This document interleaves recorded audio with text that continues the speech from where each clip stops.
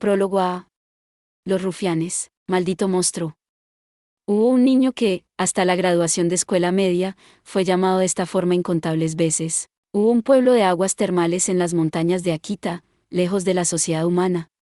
Como una fuente termal bien escondida, fueron populares y recibieron visitas todo el año, pero haciendo frente a una población declinante, era una comunidad que se reducía. El niño nació en este pueblo quizá 15 años atrás. Quizá, como un infante, con el cordón umbilical frescamente cortado, él fue envuelto en trapos y abandonado en la entrada de cierta posada de aguas termales. Después, tomado por la vieja mujer que poseía la posada, este infante fue adoptado por la hija del dueño y su esposo, y bendecido con el mismo grado de amor que cualquier otro niño, en un ambiente ameno, creció rápidamente. Sin embargo, antes de que creciera emocional y racionalmente en su totalidad, hubo interferencias externas. Era una situación de todos los días. Allí aparecieron unos que estaban celosos de este niño, que despreciaban la falta de parientes de sangre y que fuera criado por esas figuras poderosas del pueblo, y trataron de lastimarlo tanto mental como físicamente, pero como resultado, el pueblo conoció la normalidad de este niño. Justo cuando el niño había entrado en la escuela primaria, sus superiores buscaron una pelea con él.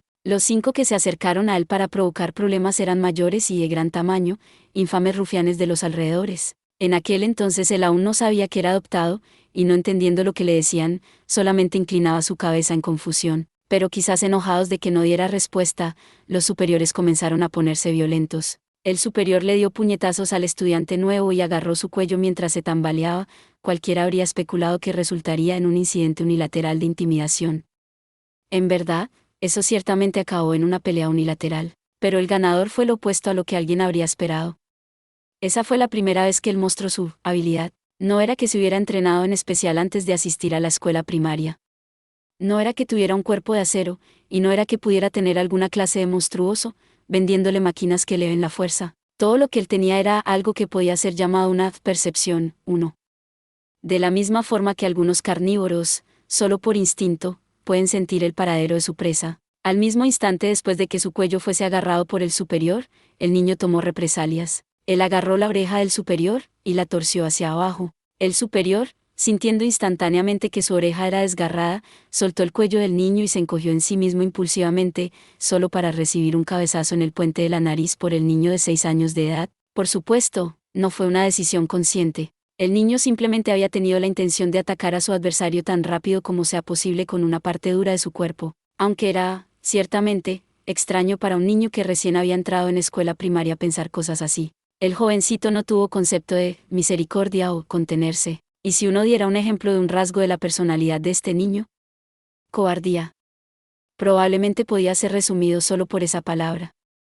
El niño era cobarde, y también detestaba el miedo. Eso era todo lo que había. Él tenía 2 veces más sensibilidad al miedo que el promedio podía tener, y lo detestaba 2 veces más que los demás. Uno aquí dice, Sensei supongo que tiene una superpercepción. En consecuencia podría decirse que por la combinación de esta cobardía y su habilidad, un monstruo nació. El superior que había dicho cosas incomprensibles y lo atacó había sido calificado como un objeto de su miedo. Él tenía que apartar a la fuerza el miedo de sí mismo. Él tenía que remover el miedo ante sus ojos. Siguiendo sus instintos, el niño continuó pateando al superior en cuclillas, apuntándole sin dudar a la cara, usando la punta de su pie, incluso aplastando los dedos del superior que cubrían su cara. Incluso al ver sangre gotear hacia el piso de entre esos dedos, no hubo vacilación. Otra vez, y otra vez era imparable. Con ese incidente como punto de partida, el chico se volvió temido por todos los alrededores. Como fue el superior quien primero atacó, y también por el hecho que era el hijo de una familia poderosa en el pueblo, pudieron impedir que el incidente se incrementara, pero la vida del niño fue torcida. Sin embargo, en cierto sentido no hubo torsión en absoluto. Quizá podría decirse que él simplemente estaba obedeciendo sus instintos, caminando hacia adelante en línea recta. A pesar de la población declinante del pueblo, aparte del superior que el chico gravemente había herido, hubo muchos niños problemáticos. Hubo niños mayores que tuvieron la intención de enseñar una lección a este chico descarado, bajo el nombre de vengar a su amigo. Con incluso estudiantes de escuela media mezclados, si él tuviera que conspirar contra tal grupo, con toda seguridad sería impotente. O eso es lo que se pensaría, pero cuando el estudiante nuevo fue el que le dio puñetazos al primer asaltante, y cayó en la tierra, en ese instante, sin ninguna vacilación, él metió sus dedos a la fuerza en el ojo de su adversario. Aunque el ojo mismo no fue sacado fuera, Al ver a su amigo gritando con sangre chorreando fuera de su ojo, por un momento, los superiores tragaron grueso del miedo. Su amigo gritaba y se revolcaba en la tierra, y fue un niño de no más de 6 años de edad el que recogió una piedra cercana y continuó su ataque. Ante esta horrenda escena, pensaron una cosa al unísono. Ese que estaba ante ellos era algo diferente a ellos mismos. Era un niño que era una cabeza más bajo que ellos, quien aún no habían llegado a la pubertad. A pesar de eso, sintieron como si estuvieran de cara a un lobo o un oso de ese tamaño. Si formaban un grupo y atacaban al niño tendrían una oportunidad significativa de éxito. Sin embargo, Bouzouzoku o pandillas, ambas usadas para pelear en grupos, sería una cosa. Preguntarles eso a estudiantes de escuela elemental o de escuela media que solo estaban actuando era demasiado difícil. El primero en atacarlo después tuvo el mismo destino. A medida que veían a su amigo tocando sus dientes quebrados por una piedra, sus piernas se congelaron. Como se esperaría, fue eventualmente considerado como un caso de autodefensa excesiva, pero como tenía solo 6 años de edad, después de envolverse con la policía fue enviado a un centro infantil de asesoramiento. Después nadie más en el pueblo lo atacó, pero cuando alcanzó la edad donde uno consideraría podría estar en la escuela media, personas de las regiones circundantes que habían oído los rumores de los delincuentes del pueblo aparecieron, y comenzaron a escoger peleas con él. La razón por la que lo hicieron fue extremadamente simple. Los superiores de aquel entonces habían crecido, y el área dentro de la que ellos se movieron se había expandido. Mientras tuvieron peleas, construyeron amistades nuevas, y en ese proceso, por impulso, mencionaron el nombre del chico que había tratado de matarlos en el pasado. La memoria de su trauma pasado embellecido en sus mentes. De esta forma los rumores del chico se propagaron. Con 6 años de edad él desgarró la oreja de alguien estaba completamente sin miedo en contra de 10 personas, y rompió un set entero de costillas con una piedra, un niño prodigiosamente fuerte. Y los delincuentes de estas regiones extranjeras, quienes habían escogido una pelea más que todo por curiosidad, se percataron, que tal como los rumores exagerados insinuaban, el niño había crecido, lo bastante ominosamente. Maldito monstruo. Esas fueron las palabras dichas por alguien que había sido herido hasta quedar medio muerto por el chico, que justo había entrado en la escuela media. Maldito monstruo, monstruo. Él es un monstruo, para vengar a sus amigos. En ocasiones, para exhibir su fuerza a esos alrededor de ellos, para pasar a formar parte de la leyenda. Los rufianes, cada uno confiando en su fuerza, llegaban uno tras otro de las regiones circundantes. El chico los recibió a todos ellos con sus ataques. El chico siempre estaba asustado. A pesar de su intención de vivir honestamente, había una cantidad irracional de enemistad dirigida hacia él. Esto, sobre todo, lo aterraba. El chico comenzó a entrenar su cuerpo, para protegerse de los terrores incomprensibles que cayeron sobre él. Incluso en este periodo los rumores continuaron propagándose, hasta el punto donde incluso retadores de otras prefecturas aparecieron. Los días llenos de peleas. El entrenamiento para repeler ese terror. Con eso, la experiencia y la diligencia fueron construidas en su habilidad natural. Nada tenía sentido. Él nunca hizo alguna provocación, pero los otros elegían pelear con él, y cada día esos que le temían lo llamaban repetidas veces, monstruo. En el tercer año de escuela media, cuando el chico tenía 15, perdió la esperanza. Y como un huérfano, que ya por esa edad lo había notado, mientras sentía gratitud por los padres que le habían criado, él ya no veía algo que el mundo pudiera ofrecerle. Todo lo que podía hacer era continuar viviendo esa vida sin valor, etiquetado como un monstruo. Después de todo, cuando se redujo a eso, así es como era el mundo, como era la vida. Para llegar a ese punto donde se obligó a creer eso con solo 15 años, el mundo ciertamente lo había tratado insensiblemente. No era que él se había obligado a sufrir más de lo que debería. A pesar de todos los casos de asalto tenía a su familia que nunca le había abandonado, y la policía, como consecuencia del hecho de que los chicos lo atacaron portando cuchillos y tubos de metal, juzgaron su comportamiento como autodefensa legal, y lograron el no tener que entrar a la casa de los chicos. Pero los ojos inmóviles que cuidaban de él tenían una cantidad irrazonable de odio y miedo. La bondad de su familia solo hizo al chico más solitario. Él solo podía sentir que él, quien fue llamado monstruo, colisionaba con esa familia de gente decente. En esa situación que pareció no más que estar muerto en vida 2, el chico dejó de aferrarse a una esperanza, y sin aún desesperarse, continuó viviendo una vida donde no podía sentir significado, pensando si podía continuar así por el resto de su vida. A estas alturas, el chico encontró un momento decisivo. Un día acercándose el final del verano, un turista de Tokio llegó al pueblo.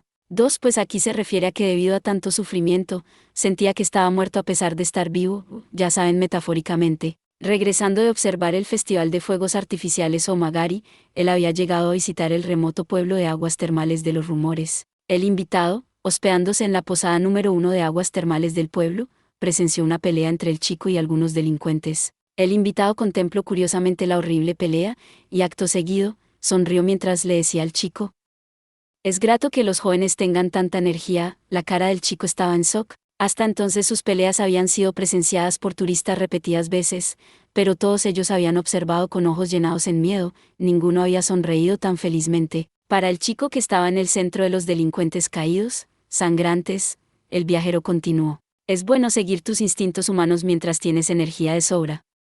Para este hombre, quien parecía no tener huella de principios morales, el chico habló: ¿qué quiso decir él con los instintos humanos? ¿Pensó él que era un monstruo? Y luego el turista contestó: preguntas cosas extrañas. Si no eres un humano, entonces ¿qué serías? Con una sonrisa cortés, el hombre continuaba hablando: es cierto, pareces hábil peleando, pero eso no te hace justo un humano que puede pelear bien. Hay personas más inhumanas que tú en el mundo, e incluso criaturas sobrenaturales existen, después de todo. El chico se escandalizó por el turista que habló de esas cosas extrañas, pero él no parecía mentir. El chico sintió por sí mismo una vacilación fuerte en llamarse humano en su situación actual. ¿Qué vio exactamente ese turista? A medida que el turista se iba, impulsivamente, el chico preguntó. Él preguntó de dónde el turista había venido, y el turista, con una sonrisa brillante, contestó: Ikebukuro.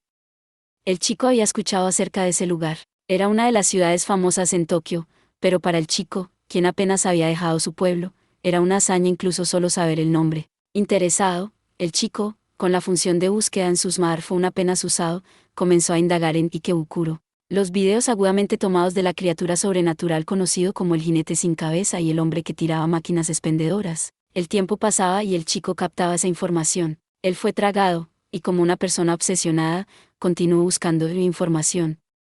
El jinete sin cabeza, el camarero misterioso, el acuchillador. Las reminiscentes palabras claves de un manga salieron a la superficie y desaparecieron de la pantalla. Él sintió su corazón latiendo, fuertemente, al mismo tiempo que había aceptado la soledad al pensar: después de todo, soy un monstruo. Un mundo nuevo le había abierto el corazón. El chico, quien había gastado sus días batallando adentro y fuera, a través de la pequeña pantalla del smartphone, vio el mundo. Había ciertamente miedo allí igualmente. La cobardía que había vuelto al chico un monstruo había aflojado hasta cierto punto a medida que crecía, pero aún así, no había desaparecido. El jinete sin cabeza daba miedo. El hombre que tiraba máquinas expendedoras daba miedo.